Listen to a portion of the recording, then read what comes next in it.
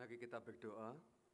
Bapa di surga, terima kasih karena hari ini kami memiliki kesempatan yang indah untuk bisa bersekutu bersama dengan jemaat, bersama dengan Engkau yang telah ada di tengah-tengah kami dan yang ada bersama dengan kami, untuk kami bisa menikmati ibadah kami pada pagi hari ini.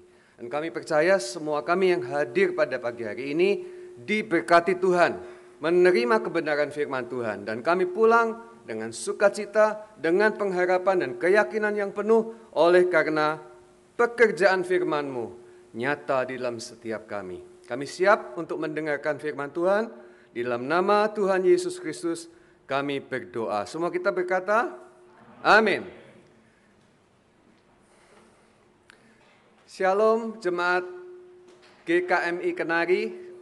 Ya.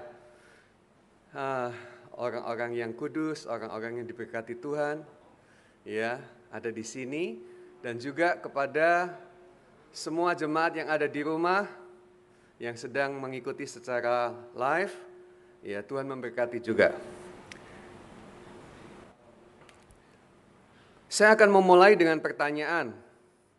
Berapa banyak di antara Bapak Ibu Saudara sekalian yang saat ini dengan penuh keyakinan bahwa kita akan mengakhiri pertandingan dalam hidup kita dengan baik. Kita akan menyelesaikannya, dan waktu kita pulang ke rumah Bapa, kita selesai di dunia ini, kita mendapati dalam keadaan yang setia, ya, tekun, kita dalam keadaan performa yang terbaik, dan ketika itu kita berkata, Tuhan, terima kasih bahwa aku sudah melewati semua dan menyelesaikan hidup ini, dan aku beroleh mahkota kehidupan, seperti lagu yang tadi kita nyanyikan. Ya, berapa banyak yang yakin? Boleh angkat tangan? Puji Tuhan, puji Tuhan, puji Tuhan. Jadi sebetulnya kalau sudah yakin begini, nggak perlu dikhotbahin lagi ya. Problem yang besar terjadi di dalam banyak jemaat bahwa mereka tidak yakin. Apakah saya akan selesai dengan baik? Apakah saya tetap menjaga iman saya? Apakah saya tetap bisa setia? Ya, saudara-saudara, jika ada loh ya. Kalau tidak ada, puji Tuhan. Tapi kalau jika ada, firman Tuhan pagi hari ini akan menolong kita, menguatkan kita, meneguhkan kita. Ya, supaya jangan sampai kita menjadi ragu-ragu lagi. Ya. Oke, kita mulai. Kejadian pasal yang ke-39. Ayat yang kedua.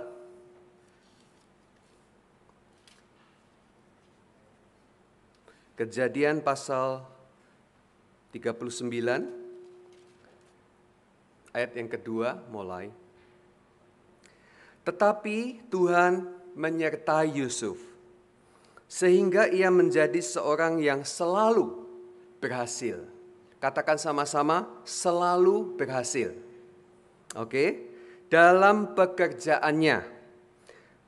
Maka tinggallah ia di rumah tuannya, orang Mesir itu.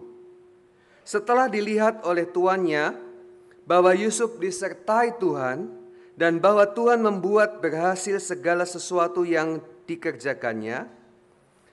Ayat 4, maka Yusuf mendapat kasih karunia, mendapat kasih tuannya. Ayat 5, sejak ia memberikan kuasa dalam rumahnya atas segala miliknya kepada Yusuf, Tuhan memberkati rumah orang Mesir itu karena Yusuf, sehingga berkat Tuhan ada atas segala miliknya, baik yang di rumah maupun yang di ladang. Bapak Ibu, kita disertai oleh Tuhan, dan kita juga dalam segala hal yang kita lakukan, Tuhan membuat berhasil. Sama seperti Yusuf. Amin. Percaya ya Bapak Ibu Saudara sekalian. penyertaan Tuhan hari ini tidak bersyarat. Ya. Sebab kasih Tuhan juga tidak bersyarat, Bapak Ibu. Memang dulu kita pernah mendengar perkataan firman Tuhan, jika engkau mendengar baik-baik perkataanku dan melakukannya dengan setia, maka berkat ini akan mengikuti engkau. Ya, Ulangan pasal 28. Tetapi jika engkau tidak setia, engkau tidak mendengar baik-baik perkataanku, engkau tidak melakukan perintahku, maka kutuk ini akan datang. Nah, berkat itu suatu pilihan. Ya. Kalau kita dekat, Tuhan dekat. Itu lagunya Bimbo ya. Ya. Kalau kita jauh, Tuhan jauh. Seolah-olah bahwa sikap kita menentukan sikap Tuhan terhadap kita. Nah, kalau pengertian seperti itu memang mungkin agama-agama mengajarkannya, tapi itu bukan kekristenan. Ya toh, kalau lagu itu dinyanyikan, engkau jauh, aku jauh, aku jauh, engkau jauh, aku dekat, engkau dekat, gitu kan, saudara-saudara. Maka siapa yang jadi Tuhan? Ya, seolah-olah Tuhan mengambil sikap sebagaimana kita mengambil sikap. Tidak begitu. Tidak begitu. Dia menyertai kita tanpa syarat. Buktinya apa?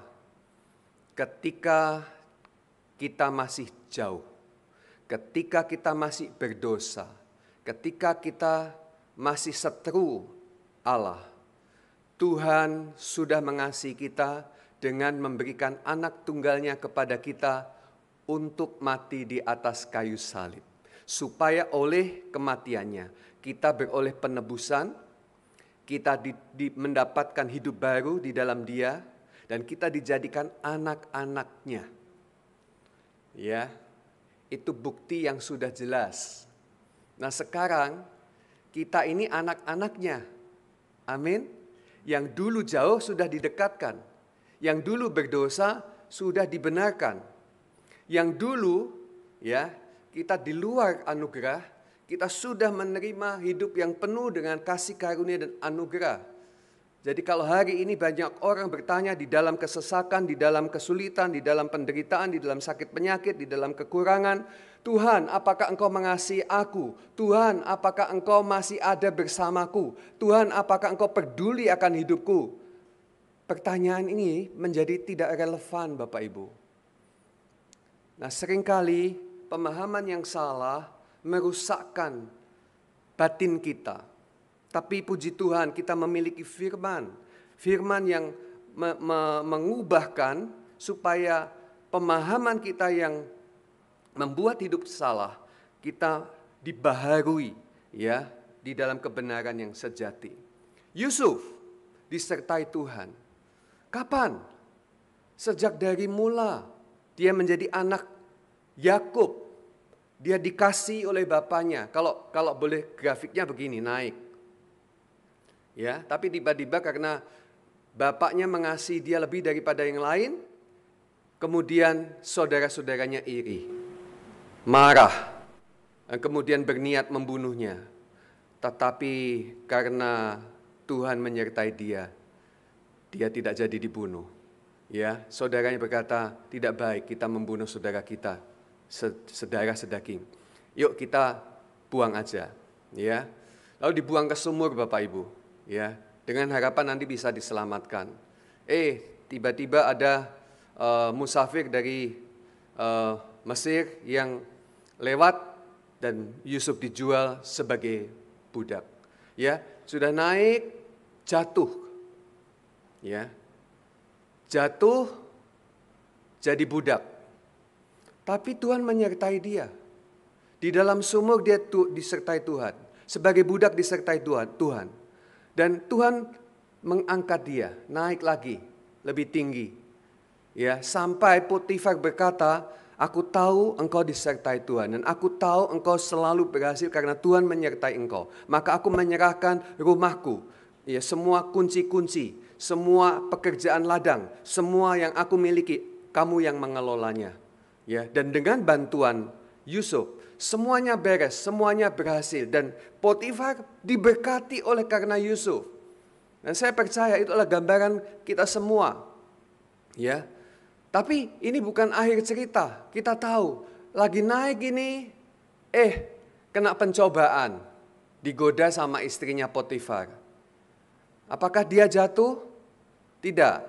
Tetapi setelah dia menang malah kelihatannya jatuh karena difitnah, ya, mau memperkosa, diputar balikkan faktanya, dan kemudian dia dimasukkan ke dalam penjara oleh karena fitnah itu dan jadi narapidana. Ya, seolah-olah grafiknya naik turun, naik lagi, turun lagi. Nah, Tuhan menyertai di setiap grafik kehidupan kita, baik engkau baik atau engkau tidak baik, baik engkau di atas gunung maupun engkau di lembah. Tuhan tetap setia, menyertai, dan itulah sebabnya ada jaminan bahwa apapun yang dibuat menjadi berhasil, bahkan di dalam penjara sekalipun. Ya Bapak Ibu, banyak orang di penjara nggak mungkin disepasrai kunci, ya, kecuali menyuap, ya, kecuali beli. Ya, tapi ini betul-betul karena Yusuf ini orang yang betul-betul bisa dipercayai, bisa diandalkan, dan kemuliaan Tuhan ada atas dia sehingga dia memimpin semua narapidana di penjara. Naik lagi, saudara-saudara, dan berharap satu kali dia bisa keluar dari penjara, tapi temannya itu juru minumannya lupa, saudara-saudara, dan akhirnya sampai satu hari dia menafsirkan mimpi Firaun, baru kemudian dia diangkat menjadi orang kedua di Mesir. Saudara-saudara, meskipun kehidupan kita grafiknya seperti itu, Tuhan tetap menyertai kita. Tuhan ada di lembah juga. Jadi jangan takut, ya. Seringkali di situasi dalam lembah itulah kita diintimidasi dan menjadi khawatir. Apakah saya bisa melewati ini? Apakah Tuhan peduli dengan saya? Apakah saya akan menyelesaikannya juga? Saudara-saudara, Tuhan menjamin ketika Yesus telah diserahkan kepada kita untuk menjadi korban penebusan atau harga dari pembayaran hidup kita. Setelah itu, saudara dan saya, sampai kepada akhirnya, Tuhan menjamin perjalanan seluruh hidupmu. Baik di atas maupun di bawah. Baik di puncak maupun di lembah. Ya, memang ada orang-orang yang berpendapat seperti ini. Hidup itu seperti roda.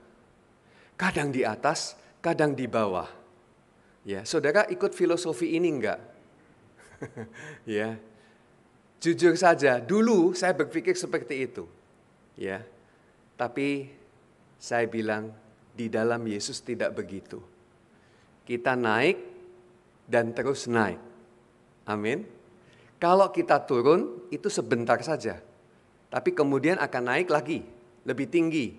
Kalau ada turun, naik lagi. Ya. Jadi hidup itu seperti naik ke puncak gunung, Bapak Ibu, bukan seperti roda.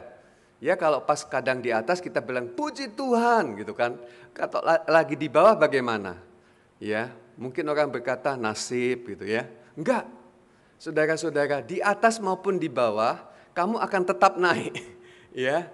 Jadi bukan putar di tempat seperti itu, ya. Kita melihat bagaimana Yusuf sendiri melihat masa lalunya yang buruk di dalam perspektif penyertaan Tuhan. Mari kita lihat dalam Kejadian pasal 45 ayat yang ke-5. Kejadian 45 ayat 5. Tetapi sekarang, ini ketemu dengan saudara-saudaranya ya, yang dulu menjual dia. Tetapi sekarang janganlah bersusah hati dan janganlah menyesali diri, karena kamu menjual aku ke sini. Sebab untuk memelihara kehidupanlah Allah menyuruh aku mendahului kamu. Bagus Bapak Ibu? Positif Bapak Ibu? Ya. Dia mengatakannya setelah melewatinya.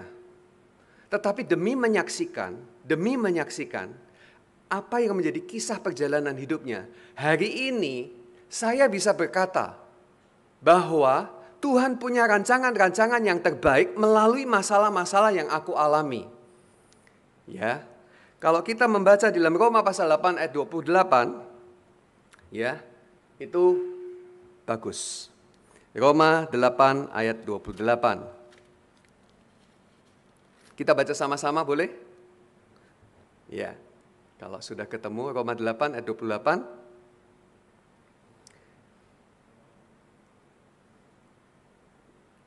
Kita tahu sekarang bahwa Allah turut bekerja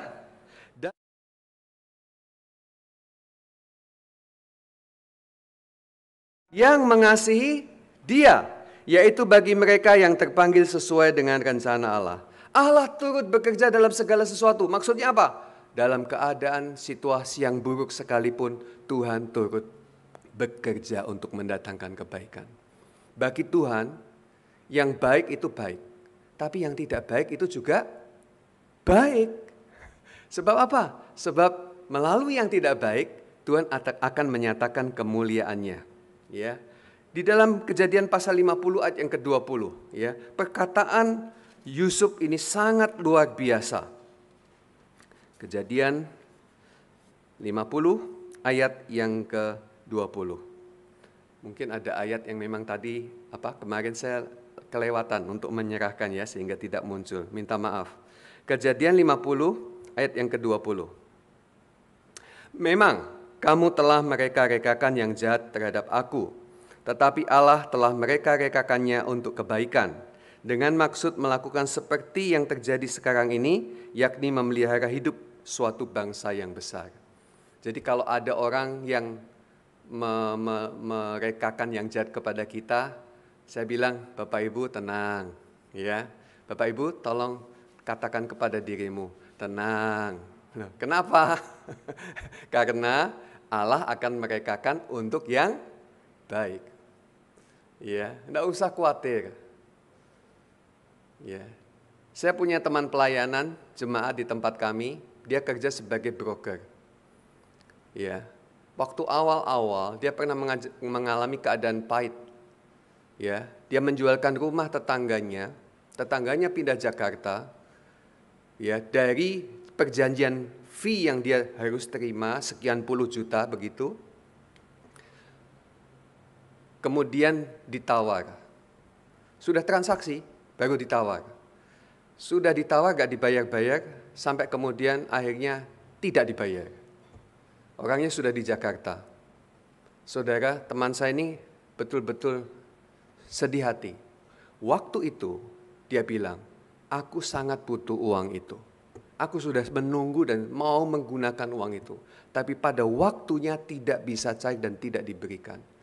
Memang selalu saja di dunia ini ada orang-orang yang bersikap kurang baik terhadap kita. Walaupun itu adalah hak kita. Selalu saja. Tetapi pada masa-masa dia bergumul seperti itu, firman Tuhan datang. Dan firman Tuhan datang kepadanya mengatakan, jangan takut, aku menyertaimu. Aku akan membuat berkat buat kamu. Aku akan memberikan berkat buat kamu yang lebih besar. Saudara-saudara, dan itu sudah lewat. Hari ini saya menyaksikan bagaimana Tuhan memberkati dia luar biasa. Dari minus sampai akhirnya lunas sekarang bisa nabung, bahkan sekarang bisa investasi. Dan ketika kita ngomong soal ke belakang, dia menjadi tersenyum. Dia enggak menangis lagi. Berkata, Tuhan tidak pernah membiarkan yang buruk terjadi dan tinggal menjadi sesuatu yang buruk buat kehidupan kita. Tuhan selalu menjadikan yang buruk menjadikan kejadian-kejadian yang makin baik dan lebih baik di dalam hidup kita. Saudara, Tuhan menjamin kita bahwa kita akan tetap bertekun sampai pada akhirnya. Yesus lahir disebut sebagai Immanuel. Artinya apa Bapak Ibu Saudara sekalian? Tuhan menyertai kita. Ya, itu dalam Matius pasal 1 ayat 23, enggak usah dibaca. Matius 8 ayat 28 ayat 20. Dan ketahuilah, aku menyertai kamu senantiasa sampai kesudahan zaman. Ya, jangan pernah merasa Tuhan meninggalkan engkau di saat di dalam lembah. Tuhan tidak pernah meninggalkan engkau. Tuhan setia kepada kita. Ya. Ibrani pasal 13 ayat yang ke-5b, boleh ditampilkan.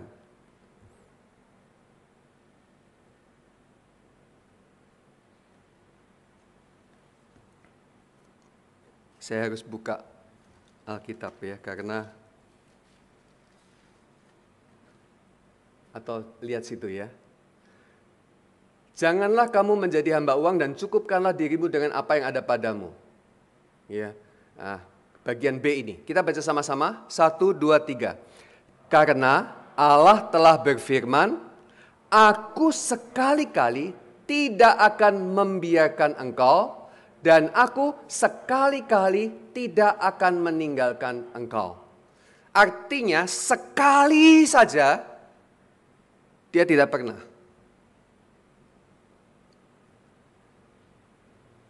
Dulu di dalam perjanjian lama, ya, Roh Allah mengurapi Saul. Ya, tapi ketika Saul jatuh dengan kesombongan, dengan kemegahan diri, ya, Roh Allah meninggalkan dia. Hari ini Roh Tuhan sudah diberikan kepada kita dan tidak akan ditarik lagi daripada kita. Dia tidak membiarkan kita. Dia selalu ada bersama dengan kita. Dalam situasi apapun juga. Dan jaminan ini penting untuk kita ketahui. Supaya kita tidak menjadi lemah. Tuhan bukan Tuhan yang bersikap atas sikap kita. Tuhan itu setia. Bahkan ketika kita tidak setia, Tuhan tetap setia. Ada yang mau bilang amin?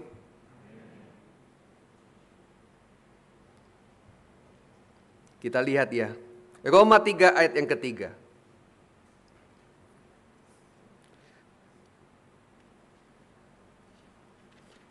Roma 3 ayat 3 dan 4.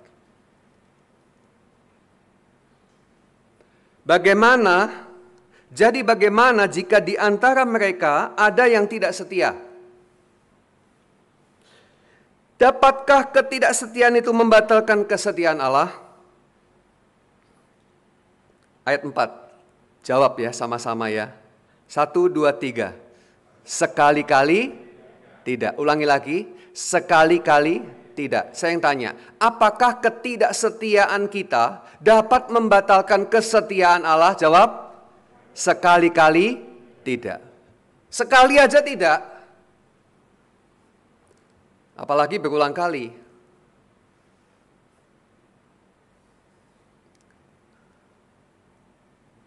Dua Timotius 2 ayat 13.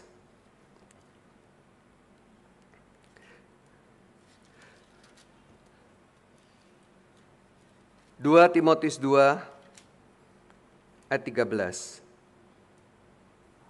Kita baca sama-sama, 1, 2, 3.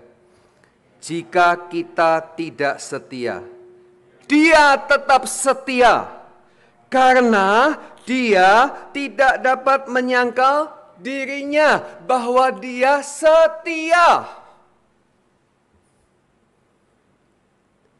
Sebaliknya saya ingin mengatakan kepada saudara bahwa kesetiaan Allah lah yang menjamin bahwa kita sanggup untuk setia kepada Tuhan. Kalau Bapak Ibu tanya, Pak Yakub bisa setia sampai akhir? Pasti. Dijamin? Saya jawab, Tuhan menjamin. Kalau saya yang menjamin, saya nggak bisa. Saya nggak sanggup, saya nggak mampu. Orang-orang yang terbaik di dalam perjanjian lama jatuh di dalam ketidaksetiaan. Hanya satu orang saja yang setia. Karena memang dia adalah setia. Dia adalah Yesus. Di Taman Getsemani, malam sebelum hari penyaliban, Yesus berdoa semalam-malaman, bergumul. Hatinya gentar. Sampai meneteskan keringat darah. Karena ketakutan yang luar biasa. Pembuluh darahnya pecah. Itu stres tinggi. Ketegangan yang sangat tinggi. Depresi yang sangat tinggi. Karena dia tahu apa yang ada di hadapannya esok. Saya harus menderita. Saya harus mati di atas kayu salib. Dan sebagai manusia dia berkata, aku gentar. Itu puncak pergumulan yang seharusnya kita hadapi. Tapi dia gantiin kita. Supaya kita tidak menghadapi yang seperti itu. Dan dia berkata, Bapa, jika boleh, lalukan cawan ini daripadaku. Betul-betul sebuah pergumulan yang luar biasa hebat. Sampai anak manusia yang sudah ditetapkan Allah untuk mati di atas kayu salib pun berdoa dengan cara yang manusiawi. Itu bukan doa seorang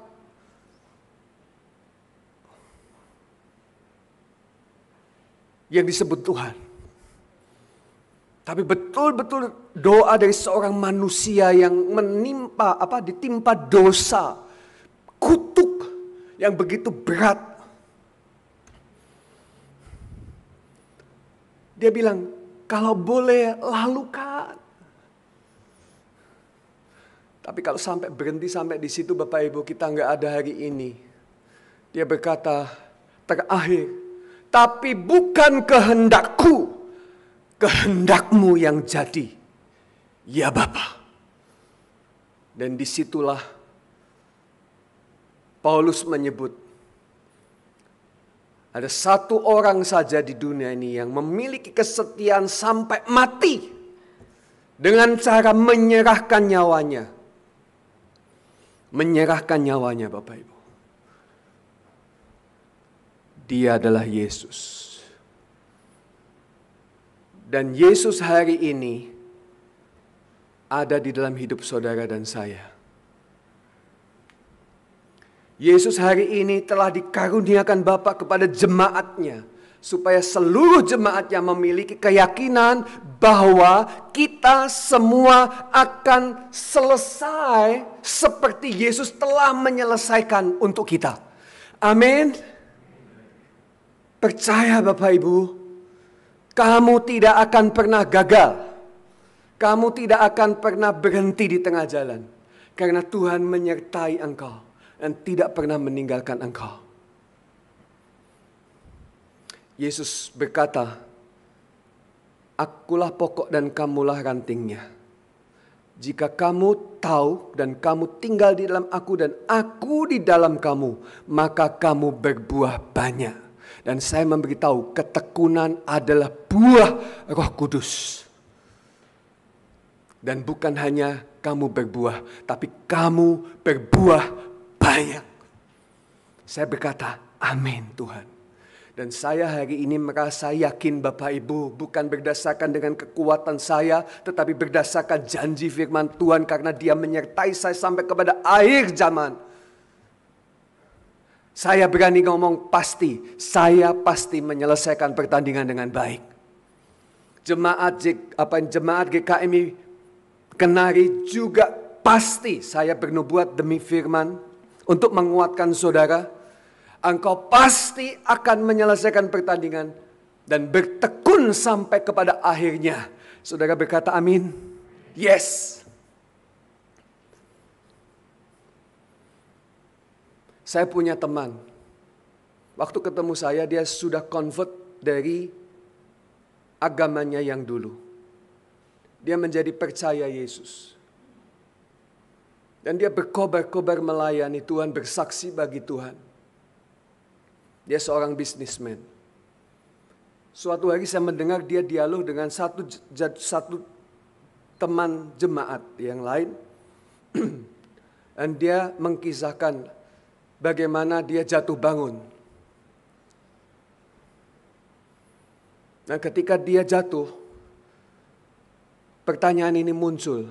Tapi pertanyaan ini bukan hanya lawan bicaranya, tapi juga pertanyaan banyak orang.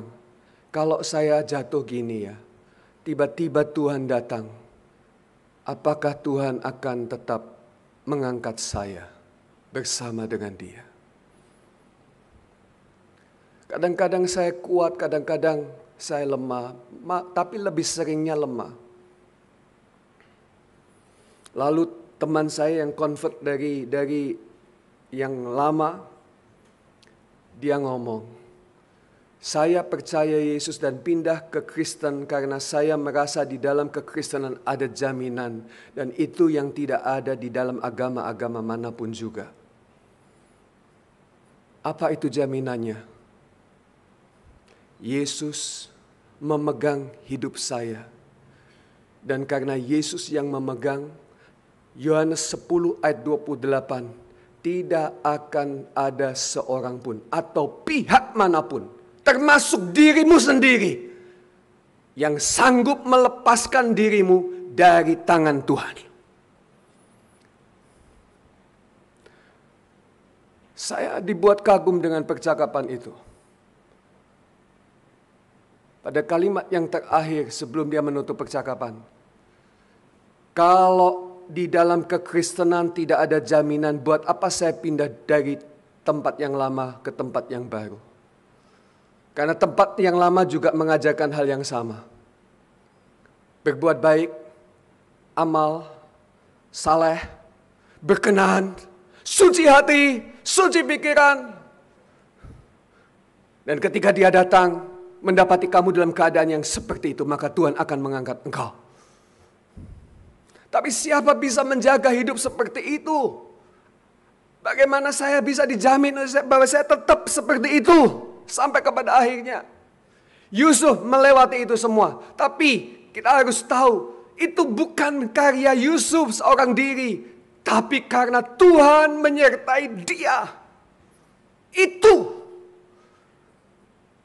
Tahukah engkau bahwa Tuhan juga menyertai engkau? Immanuel. Tuhan tidak pernah meninggalkan engkau.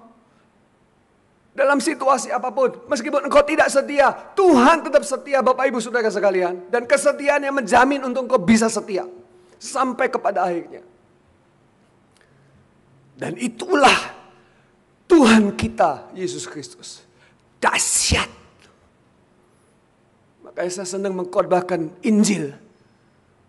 Karena dalam Injil saya memiliki keyakinan yang kokoh. Tidak tergoncangkan. Ayat yang terakhir. Kolose 1 ayat 23. Kolose 1 ayat 23. Kita akan baca sama-sama. Ada nggak ayatnya? Saya sempat catatkah? Kolose pasal 1 ayat 23. Ayo kita baca sama-sama 1, 2, 3. Sebab itu kamu harus bertekun dalam iman. Tetap teguh dan tetap tidak bergoncang. Dan jangan mau digeser dari pengharapan Injil yang telah kamu dengar dan yang telah kamu dikabarkan di seluruh alam di bawah langit, dan yang aku ini Paulus telah menjadi pelayannya. Kamu harus bertekun. Pasti bisa. Bisa karena siapa? Karena Dia adalah jaminan kita. Jujur ya Bapak Ibu, kalau sudah mendekati situasi-situasi yang sangat berat, sulit, selalu khotbah akhir zaman muncul di gereja-gereja. Dan itu sejak saya SMA. Tuhan mau datang. Ini akhir zaman. Sudah sangat dekat. Sudah. Dan gereja menakut-nakuti. Hati-hati kamu kalau nggak diangkat. Jaga hati, jaga pikiran, jaga kesalehan, jaga kekudusan. Saudara-saudara, dan stres, takut, khawatir. Satu ayat terakhir, waktunya sudah hampir habis. Bapak Ibu Saudara sekalian. Ini nggak ada di sini, saya belum memberikannya. Tapi kalau Bapak Ibu bawa HP, ada Alkitab di dalamnya. Saya ingin kita membaca bersama-sama.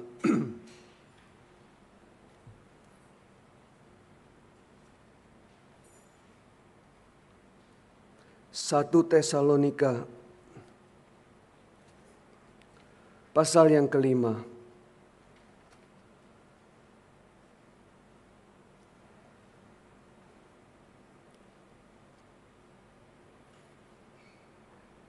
Ayat 9 dan 10. Kalau tidak bisa lihat ayatnya, saya akan baca untuk kita. Karena Allah tidak menetapkan kita untuk ditimpa murka. Amin. Tetapi untuk beroleh keselamatan oleh Yesus Kristus, Tuhan kita. Amin. Yang sudah mati untuk kita, supaya entah kita berjaga-jaga, entah kita tidur, kita hidup bersama-sama dengan Dia. Aduh Bapak Ibu, ketika saya membaca ayat ini lega banget Bapak Ibu. Saya mendengar perkataan firman gini, berjaga-jagalah, berjaga-jagalah. Tuhan datang. Kalau kamu nggak lagi kedapatan berjaga-jaga, kamu akan ditinggal. Betul kan itu? Saudaraku, ayat ini mengokohkan kita. Bukan untuk hidup di dalam kesembronoan. Bukan untuk hidup di dalam pelanggaran. Ya, ada yang berkata begini, oh Pak kalau gitu nanti jemaat enak dong. Dosa terus. Salah terus. Jatuh terus. Emangnya kamu sangka jatuh dosa itu enak? Dagingnya enak, tapi jiwanya sengsara. Percayalah, gak ada seorang pun yang jatuh dan bisa bersorak-sorak bersuka cita. Hancur Bapak Ibu, hancur. Dan Tuhan tidak menghendaki itu. Dan aku percaya, aku dan kamu semua gak akan menghendaki itu. Tetapi kita tidak hidup kita tidak dibatasi dengan hal yang seperti ini, ya. Yang Yesus sudah mati untuk kita supaya kita entah kita berjaga-jaga, ya, pasti bisa. Entah kita tidur, nggak berjaga-jaga, maksudnya kita hidup bersama-sama dengan Dia. Saudara, berapa banyak kita yakin Yesus ada di dalam hidup kita. Yesus bersama dengan kita. Yesus menyertai kita. Dia tidak meninggalkan kita sampai selama-lamanya. Dia adalah jaminan bahwa kita akan menyelesaikannya dengan ketekunan kesetiaan. Sebab Dia setia. Dan karena Dia setia, saya pasti setia. Karena Dia ada di dalam saya. Kesetiaannya menjadi bagian kesetiaan saya. Sampai saya menyelesaikan sebuah pertandingan dan berkata, Tuhan, aku datang. Dan Tuhan berkata, sabarlah hambaku yang setia, masuklah ke dalam kebahagiaanku. Bolehkah angkat tangan? Yakin Bapak Ibu, Saudara, Tuhan menyertai engkau, amin. Yes. Pulanglah dengan damai sejahtera, dengan membawa kabar baik ini. Ya, Tuhan membuat engkau selalu berapi-api, bersemangat menikmati hidup ini. Amin. Mari kita berdoa. Tuhan, terima kasih. Kebenaran firman-Mu sudah meyakinkan kami. Engkau setia, Engkau menanggung semua kesalahan kami dan menanggung dalam penderitaan sampai kematian. Dan oleh surga, Engkau dikaruniakan nama di atas segala nama. Dan itu sebabnya Engkau menjadi juru selamat kami. Engkau menjadi Tuhan yang kami andalkan. Engkau adalah satu-satunya hidup kami, masa depan kami. Sampai kepada akhirnya kami bertemu muka dengan Raja kami, Tuhan Yesus Kristus. Haleluya. Kami mengucap syukur, kami menerima kebenaran firman Tuhan ini di dalam nama Tuhan Yesus. Semua kita yang percaya berkata, amin, amin, amin. Saya kembalikan waktu.